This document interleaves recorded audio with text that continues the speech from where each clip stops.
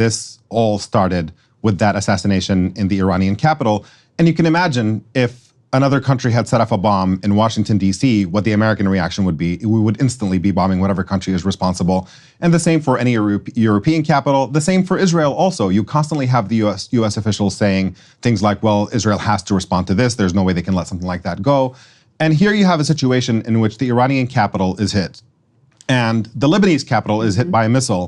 And rather than a super targeted assassination that takes somebody out in a car or in a military base, they bombed a civilian building in Beirut and they killed multiple women and children in the process.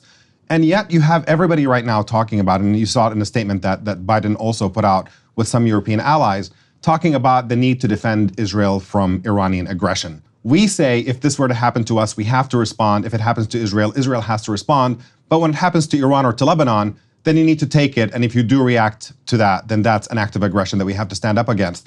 And that really is such a microcosm of American policy in the region at large, of the fact that we don't value life equally. We don't value sovereignty equally. That's right. We constantly treat Israel like a country that is above the rules and above the law. And that is why we have this conflict that we're in. You can diffuse all of it simply by insisting that Israel behave within the bounds of international law, respect human rights, and in this case, end the genocide in Gaza. The solution is so simple that you simply need a ceasefire for this onslaught that has lasted for nearly a year. And yet instead, we're seeing this rush towards further militarism and confrontation, all in defense of an order in which we and our friends get to do whatever the hell we want to, and nobody else gets to object to it. And it's worth noting what Netanyahu's thinking in all of this. He is stuck between a rock and a hard place. There is no political way out of the situation that he found himself in.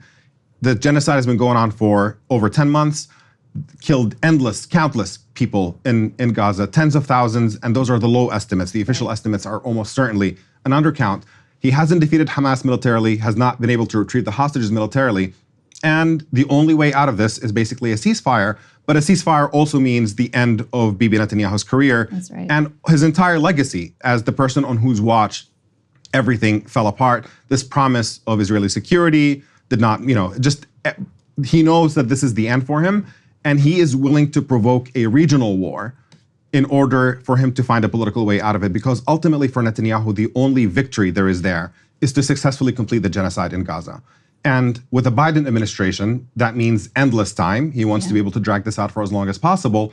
Or if he gets a Trump administration in, then they might have a complete loosening of the reins and for them to simply go berserk and actually start massacring people at far, far greater numbers, which is kind of crazy to think because what's already happening is a horror beyond imagination. Biden is deeply frustrated with the fact that he does want a ceasefire. But the question is, are you willing to use the leverage that the United States has, the only leverage with somebody as recalcitrant and rejectionist as Netanyahu?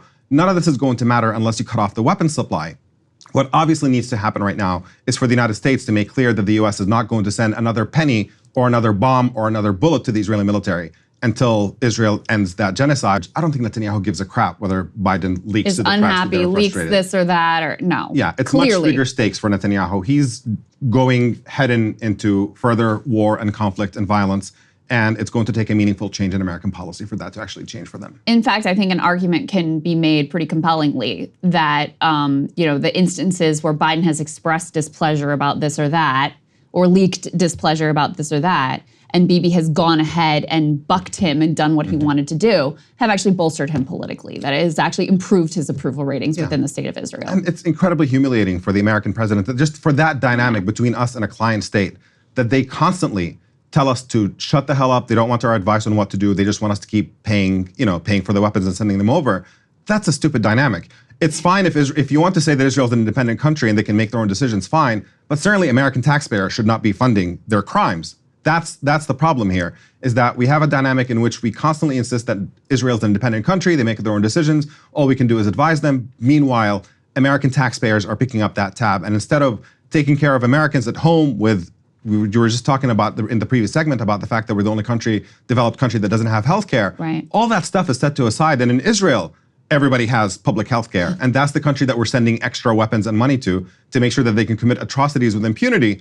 That's an extremely stupid and broken dynamic that Americans ought to object to if they were more familiar with actually how it works. That is such a great point.